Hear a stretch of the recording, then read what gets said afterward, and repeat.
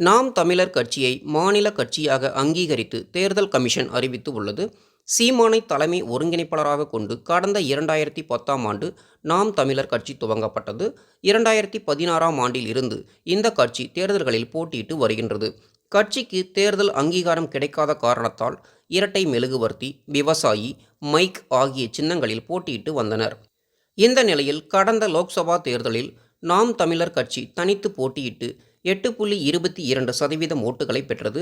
இதன் அடிப்படையில் நாம் தமிழர் கட்சிக்கு மாநில கட்சிக்கான அங்கீகாரத்தை தலைமை தேர்தல் கமிஷன் வழங்கியுள்ளது. கூடவே தேர்தல் கமிஷனின் பட்டியலில் உள்ள ஏதேனும் ஒரு சின்னத்தை தேர்வு செய்யலாம் எனவும் கூறியுள்ளது. இந்த தகவலை நாம் தமிழர் கட்சி தனது எக்ஸ் தள பக்கத்தில் பதிவிட்டு உள்ளது. நடிகர் விஜய் தமிழக வெற்றி கழகம் எனும் கட்சியை கடந்த ஆண்டு பிப்ரவரி மாதம் தொடங்கினார்.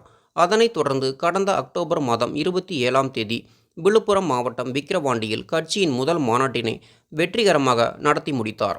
அந்த மாநாட்டில் கட்சியின் கொள்கைகள் குறித்து அறிவித்த விஜய் அவர்கள் தற்போது கட்சியின் புதிய நிர்வாகிகளை நியமிப்பதற்கான பணிகளில் தீவிரமாக ஈடுபட்டு வருகிறார். மறுபுறம் தனது 69வது படத்திலும் கவனம் செலுத்தி வருகிறார்.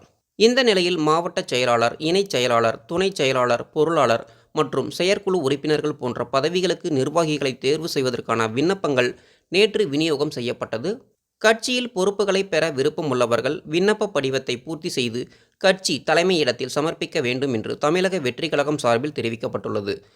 மேலும் போட்டியிடுபவர்கள் தமிழக வெற்றி கழகத்தின் உறுப்பினராக இருக்க வேண்டும், 18 வயது நிரம்பியவராகவும், விண்ணப்பத்தில் கூறப்பட்டுள்ள விபரங்களை முழுமையாக பூர்த்தி செய்திருக்கவும் வேண்டும்.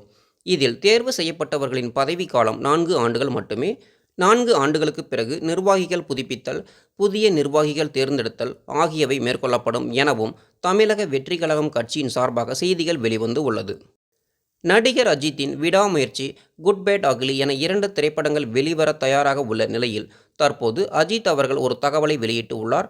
அந்த தகவலில், தற்போது நான் முழு நேரமும் கார் ரேஸில் கவனம் செலுத்தி வருவதால் வருகின்ற அக்டோபர் மாதம் வரை எந்த படங்களிலும் நடிக்க ஒப்பந்தம் செய்ய போவதில்லை என்று தெரிவித்து உள்ளார்.